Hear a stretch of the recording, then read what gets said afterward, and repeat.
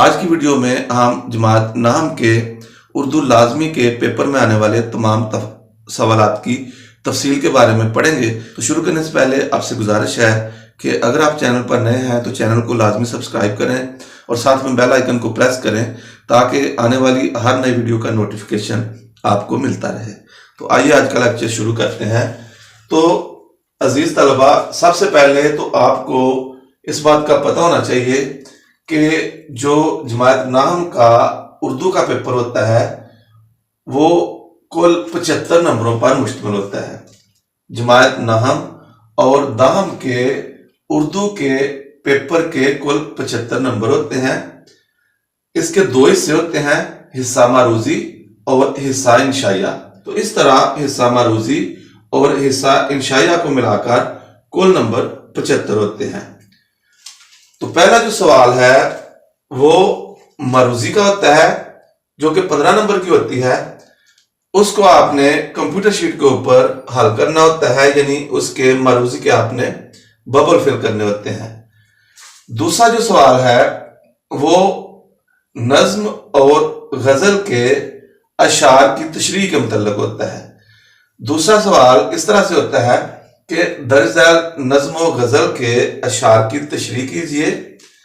हिस्सा नज्म से कोई 3 और हिस्सा गजल से कोई 2 अशार की तशरीह कीजिए। तो इस तरह हिस्सा नज्म से पेपर में कुल 4 अशार दिए जाते हैं जिनमें से आपने कोई 3 की तशरीह करनी होती है, और हिस्सा गजल से कुल 3 अशार पेपर में दिए जाते हैं। इस हिस्से से यानी हिस्सा गजल से आपने कोई 2 अशार की तशरीह करनी होती है। तो इस तरह मजमूई तौर पर हिस्सा नज्म और हिस्सा गजल से आपने 5 अशार की तशरीह करनी होती है। हर एक शेर की तशरीह के 2 नंबर होते हैं। इस तरह 5 अशार की तशरीह के कुल नंबर 10 हो जाते हैं। इसके बाद है तीसरा सवाल, दर्ज झैल नसर पारों की तशरीह कीजिए। सबक का उन्वान, मुसन्नफ का नाम और खत कशीदा अल्फाज के मानी भी लिखिए।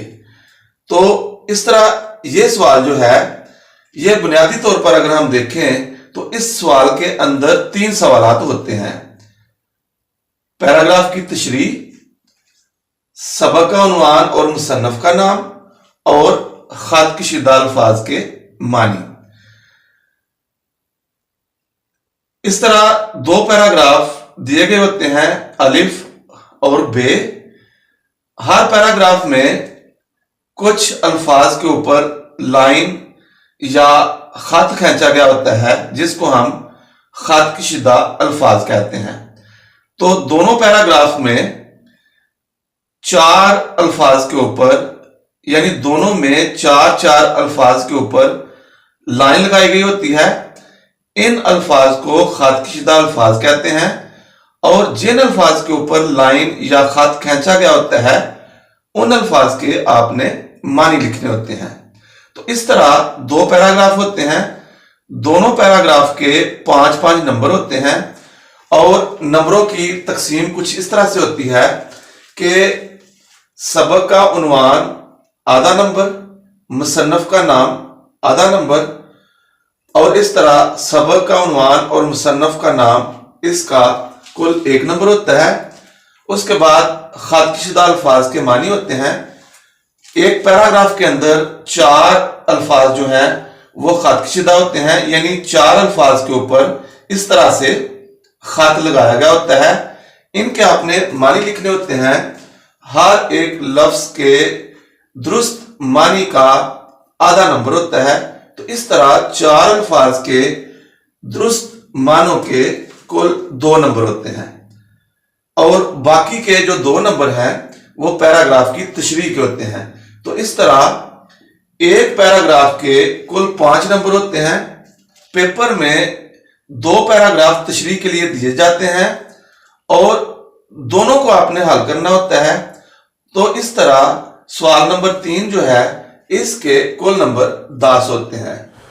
इसके बाद सवाल नंबर 4 है।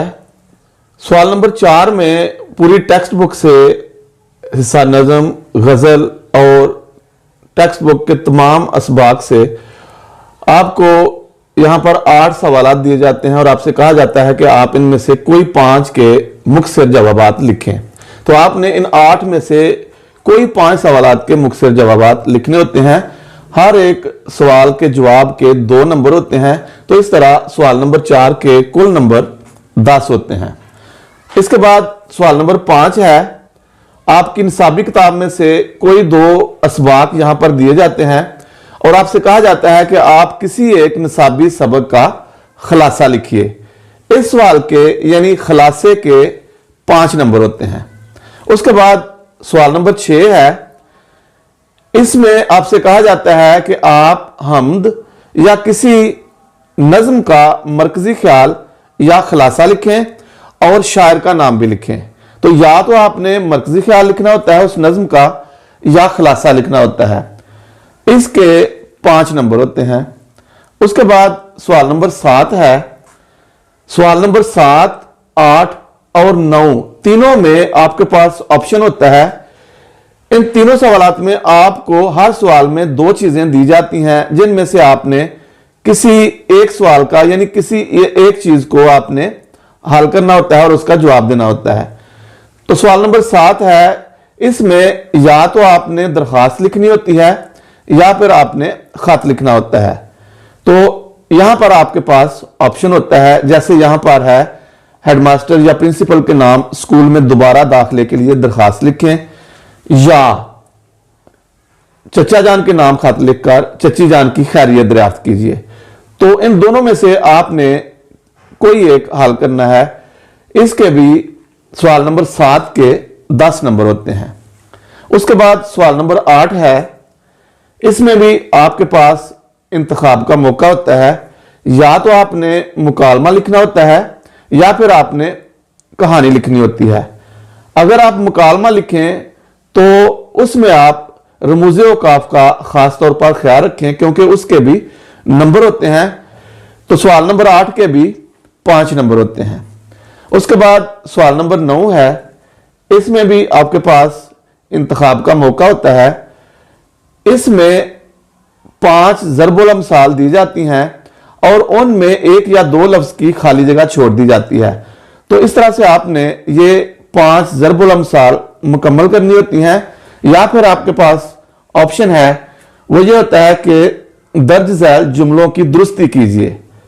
तो इनमें या तो ग्रामर की गलती होती है या का, की, के, से, ने वगैरह की गलती होती है या फिर कोई इमला की गलती होती है। तो आपने इनको दुरुस्त करके लिखना होता है।